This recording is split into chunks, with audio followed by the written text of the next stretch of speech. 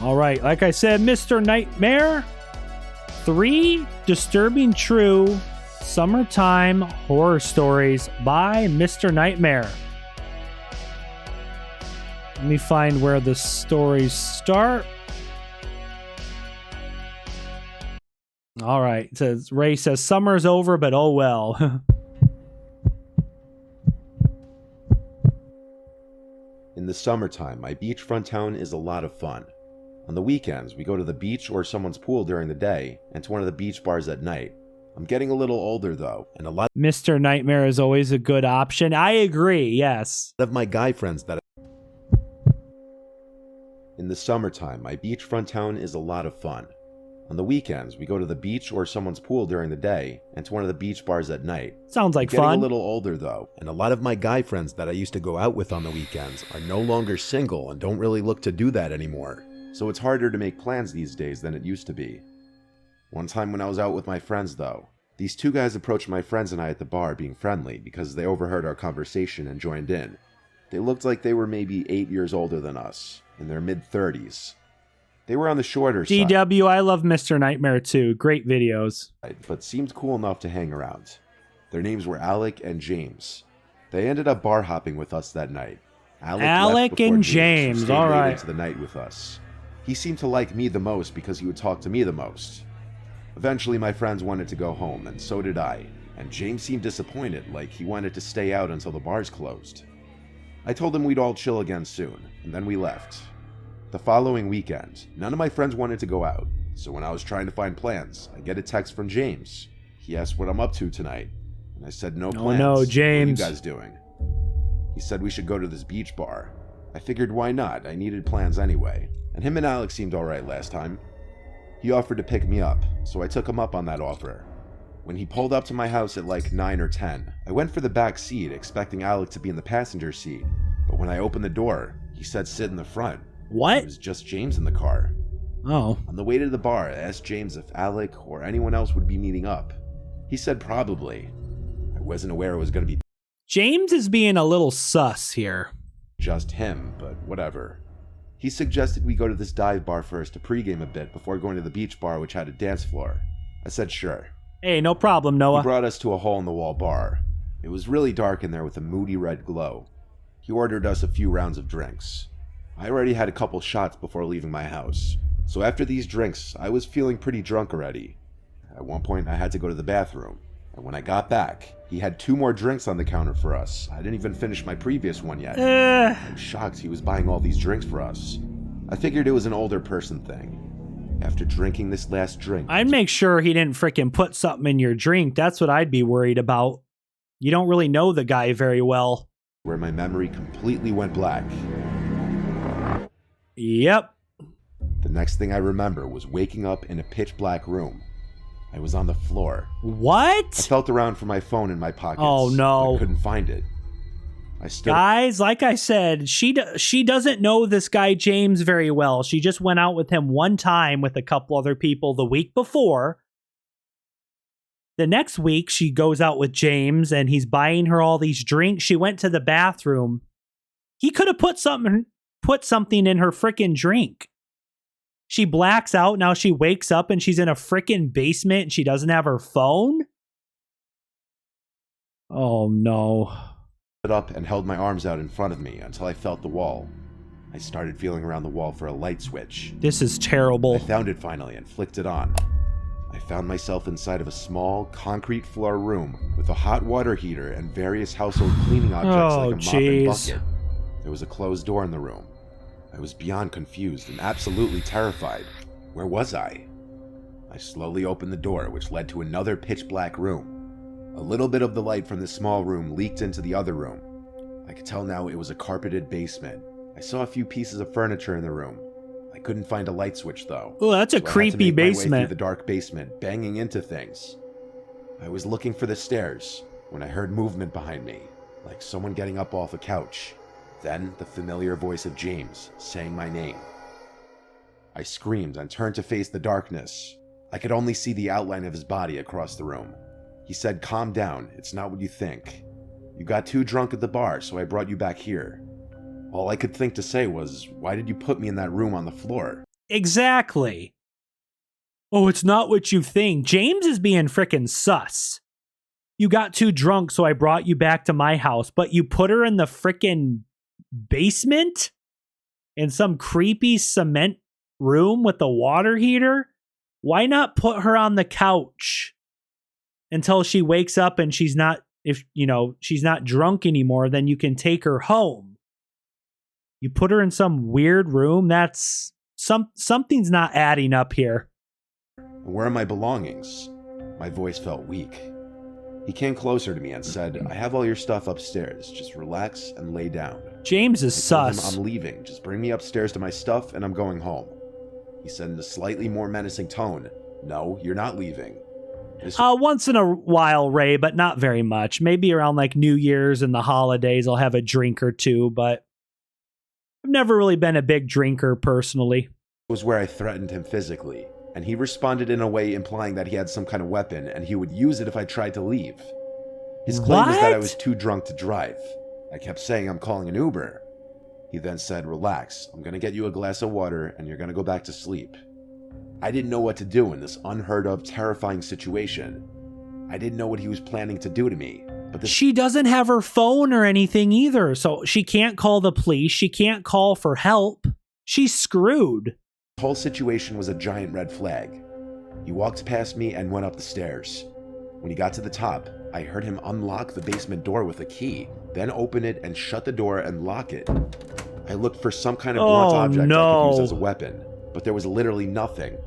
I had no choice but to sneak up to the top of the stairs and wait behind the door for him. A long while passed, maybe 5 minutes, before I heard the sound of the door unlocking, and I was instantly ready to attack the second the door opened. This is terrifying. I pushed him to the ground and had him in a chokehold. I yelled at him, "Where's my phone and wallet?" seriously choking him. I let up a bit so he could breathe and speak.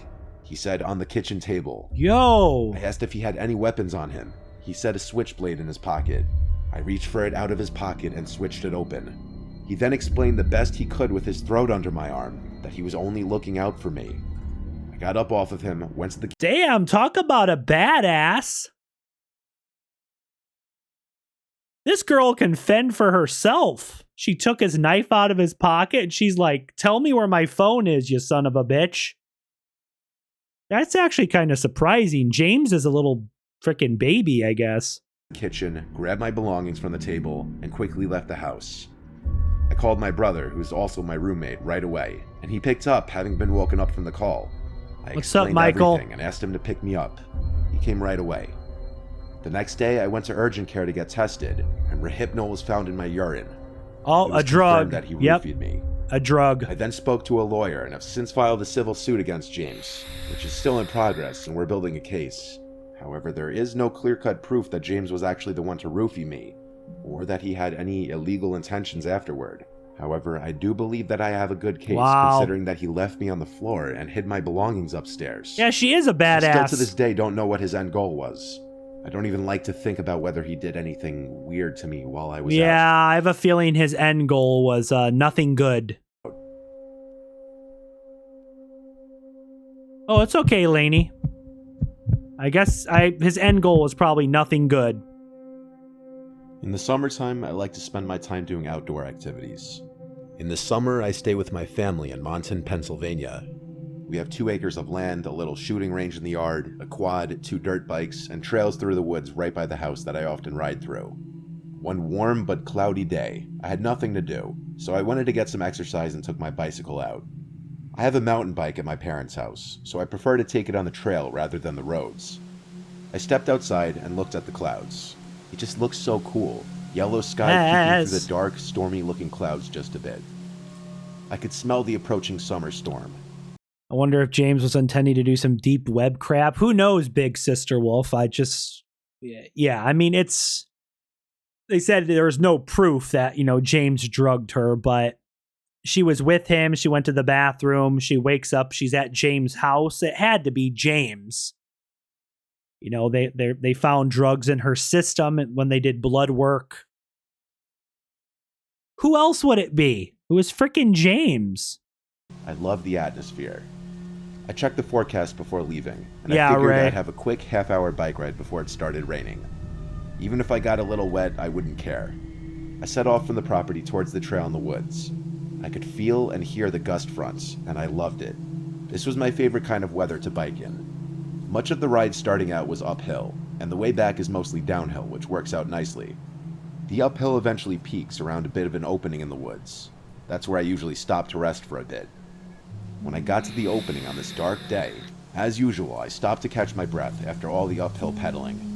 I browsed through my phone for a minute, looking at texts and such. And Guys, that's the one thing about some of these stories that I don't like is you never know what happened. Did James get in trouble? Did he get arrested? Like, what happened? A lot of these stories, like Mr. Nightmare and other channels that do scary stories, the stories will end and you never know the outcome of, like what happened. That's the only negative thing about some of the stories is not knowing like the end of the story of what happened, The sound of the wind and all the leaves blowing suddenly stopped, and it was dead silent. There was no wind anymore. I looked around, shocked and kind of intrigued. I'd never seen such a heavy gust front suddenly stop out of nowhere. I looked all around me, suddenly getting an uneasy feeling. I was starting to think I was hearing some kind of voice. Going to 7-Eleven in the morning, DKRACK, you want anything? Sure, I'll get me just like a Mountain Dew Voltage. I'll take a drink and get me like a bag of chips or something. Get me a snack. Mountain Dew and a snack. I'm kind of hungry. A very high-pitched voice at that. I hoped it was just an animal. The darkness under the clouds and trees, the silence, the sky, and now the sounds I was hearing all coming together were creating an unexplainably creepy setting. Oh, that's not good. Perhaps because of the dead silence now, I was able to hear sticks cracking not far away. What? When I looked in that direction, I saw something about 30 to 40 feet from me in the trees, in the direction where the trail continues to go. The best I could describe what I was seeing was some humanoid-looking figure hunched over as if it were hiding, stalking me like I were prey. Oh no. At that moment, it started to rain. Hard. Yeah, same, Ray. There's no 7-Elevens around me. I live in Illinois in like the Midwest. I have a lot of like Casey's. How many of you guys have a Casey's? It's like a gas station, but they also have really good pizza and food and stuff. I know some of you guys probably have some Casey's around you. It's like a gas station with pizza and different stuff. Hard. The sound of the raindrops hitting the leaves above killed the unbearable silence. At this moment, I turned and pedaled as fast as I could back to the top of the hill, and allowed gravity to help bring me home faster, the whole time scared to look behind me. Lightning started to flash, and thunder started to crash. In any other scenario, I'd think this was awesome, but I had just witnessed something unexplainable. I made it home, put my bike in the shed, and went inside. I was so shook and out of breath, I didn't even bother explaining to anyone. I went upstairs and crawled into bed. Oh, that's freaking creepy. Andrew, you live in Rochelle, bro? Yeah, Rochelle is only like a half hour from me, bro. What's up? Andrew the Demon King. That might be one of the closest, like one of my subscribers or someone who watches my channel. I've been to Rochelle multiple times. What's up, man? And that night, I had a nightmare of the incident. Seeing a demonic figure in the woods in the middle of the night, floating towards me. I woke up with my heart racing, happy it was just a dream. It was an all-around disturbing day and night. Well, that is disturbing. Every summer, my parents go away for a few weeks to our vacation home in Savannah, Georgia. That leaves me home alone with our 2 cats. Savannah, Georgia. We live on a canal. My friend ATV Studios lives in Georgia. Macon, Georgia. Dad has a Boston Whaler and 2 jet skis in the yard. Across the canal from us is marsh, and further down the canal is a park. Not a lot of boat traffic passes our yard as a result, and it's very private and secluded. Our house is decently big, but I feel like my dad probably spent more money on the boat than he did our house, to be honest. I hope things get better, It draws Marissa. a lot of attention. I love when my parents would be gone for their trip, especially since I'm off during the summer and have free reign to do whatever I want, and have over whoever I want, just no parties. I had the girl I was seeing for a little bit over to hang out in the backyard one night. We sat in the hot tub, and when the hot tub cycled off... Yes, there's a Culver's in the town I live in, Ray. Yes, I've had Culver's several times. Good food. And it went quiet out. I heard something from the canal. Sometimes you'd hear fish or birds splashing in the water, but this sounded more rhythmic. I stood up and saw in the canal someone kayaking by. I couldn't see anything more than that, though. What? No features. I couldn't even see what they were wearing. A little unusual this hour at night and this far up the canal. But it is a public canal nonetheless, and it was not a cause for alarm. I did tell the girl I was with how unusual it was, though. Little did I know that that was not the last time I'd be seeing that person. Later that night, when we were in bed upstairs, I had the windows closed because the AC was on. The windows in my room faced the canal in the backyard. I had turned off the lamp next to my bed and was watching this. Don't tell me he sees that person in the frickin' canoe go by again through the window. Oh, gosh. Sopranos with a girl who was sleeping over. Suddenly, a white light was flashing through the window. Good, Noah. Thanks for asking. Around sporadically. Both of our reactions at first were simply, what the actual hell is that? She asked if that's a helicopter light, which I dismissed immediately because that was silly. I said, I think it's a flashlight. I turned off the TV. There's someone with a freaking flashlight outside your house? Hell no. To bring total darkness in the room. Then I got off the bed and stepped just to the side of the window so I could peek out and see where the light was coming from. What's up, sailor? I saw. It was someone waving a flashlight from the canal. In fact, it looked like that person on the kayak again. The girl I was with, who I'll just call Jane from here on out, that's asked me what it was. Freaking weird. I told her it's that guy from the kayak before, waving a flashlight through the window. She asked why is he doing that, and how did he know we were in the specific room? I told her it must have been because he saw the light from the TV screen through the window. He already knew someone was in here. Oh, having a girl in the room gave me that basic primal urge to act like a man and not be scared. So I opened the window and yelled out, "What do you want?" A weak-sounding man yelled back, "Please, I need help." I yelled back, "Are you hurt or lost?" He yelled back, "I'm injured and I can't get out of the kayak." I looked at Jane and asked her opinion of what I should do. She said I should go out there and help him. I called back out to the man, "Do you want me to call 911? And he called back, "No, I just need help getting out of this kayak." I called back to the man, "Okay, I'll come out." I closed the window, then I sighed and told Jane to wish me luck. She wasn't wearing much clothes in the bed, so I wasn't going to make her get dressed and go out there with me. I threw on a t-shirt and ran downstairs. Then I threw on my slides and opened the back door. I don't think I would go outside, guys. I don't want to sound like a baby or anything, but if someone was outside waving a flashlight and I had no idea like who the hell they were, I think I would just stay in the house with the door locked, and if they didn't go away, I would just call the police and be like, there's some weird guy outside waving a flashlight through my window. And if he didn't go away, have the police come and deal with him. I don't think I would go outside by myself. Nope. I turned on the backyard lights and stepped outside, and that's when I heard a blood-curdling scream from upstairs. It was Jane, screaming my name. I looked around the yard in response in a panic, and I saw a man running towards me from the canal. I ran inside and slammed the door shut and locked it, with only 2 seconds to spare because there was a giant bang on the door, followed by the man trying to twist the doorknob open. I grabbed the entire knife holder from the kitchen and brought it upstairs. I locked my bedroom door, and Jane told me she saw that man sneaking up on me the second I turned on the lights outside. No! He was no old, weak, injured man. He was this big-looking guy. We were paranoid that he was lurking around the property still. I called my dad to tell him what happened, and he told me I should be on the phone with the police right now, not him. So I called 911, and the police came, did a search of the property, did a report, then rang some of the neighbors' doorbells. Oh, man. Any of my neighbors who answered didn't see anything. The strange part was that the kayak was gone, which led me to believe he ran back to get it and likely ran into the marsh. The fact that we have a decently nice house and an $800,000 boat in the backyard in a secluded, tucked-away spot of the canal probably made us look like an easy target to break into that. Wait, hold on. Did he say $800,000 boat or $80,000? How rich is your family? Secluded, tucked-away spot of the canal probably made us look like an easy... The fact that we have a decently nice house and an $800,000 boat in the backyard in a... Jesus! A nice house and you have almost $1 million boat? Damn, your family's got some money. Secluded, tucked-away spot of the canal probably made us look like an easy target to break into that night. That person may have even somehow knew that my parents were away. Scary of how I didn't have a girl over that night. I wouldn't have made it back inside in time to lock the door. Wow. If you want to see a bonus... That's crazy, man. Well, guys, that was 3 disturbing true summertime horror stories. I'm more shocked that the family had almost $1 million boat. Where do you get that kind of money? Jeez.